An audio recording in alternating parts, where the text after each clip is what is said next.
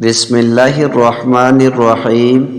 حضرت عبداللہ ابن مسعود رضی اللہ تعالی عنہ بیان کرتے ہیں، ایک آدمی نبی صلی اللہ علیہ وآلہ وسلم کی خدمت میں حاضر ہوا تو اس نے عرض کیا، اللہ کے رسول، میں نے مدینہ کے دوسرے کنارے ایک عورت سے طبع آزمائی کی، میں نے جماع کے علاوہ اس کے ساتھ سب کچھ کیا، چنانچہ میں حاضر ہوں، آپ میرے متعلق جو چاہیں فیصلہ فرمائیں۔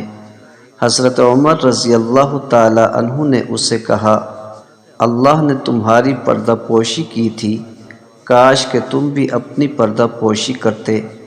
راوی بیان کرتے ہیں، نبی صلی اللہ علیہ وآلہ وسلم نے اسے کوئی جواب نہ دیا اور وہ آدمی کھڑا ہوا اور چلا گیا۔ چنانچہ نبی صلی اللہ علیہ وآلہ وسلم نے کسی آدمی کو اس کے پیچھے بھیجا تو اسے بلا کر یہ آیت سنائی، جس کا ترجمہ ہے، دن کے دونوں اطراف اور رات کی چند ساعتوں میں نماز پڑھا کریں، یقیناً نیکیاں برائیوں کو دور کر دیتی ہیں، اور یہ نصیحت قبول کرنے والوں کے لیے نصیحت ہے۔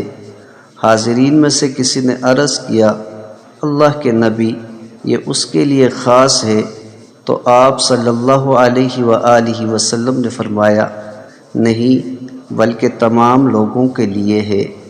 حضرت سعد رضی اللہ تعالی عنہ بیان کرتے ہیں، نبی صلی اللہ علیہ وآلہ وسلم سے دریافت کیا گیا، کن لوگوں پر سب سے زیادہ مصائب آتے ہیں؟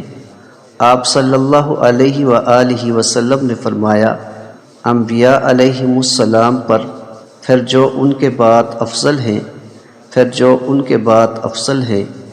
آدمی کو اس کے دین کے حساب ہی سے آزمایا جاتا ہے، اگر تو وہ اپنے دین میں پختہ ہو تو اس کی آزمائش بھی سخت ہوتی ہے، اور اگر وہ دین میں نرم اور کمزور ہو تو اس کی آزمائش بھی آسان ہوتی ہے۔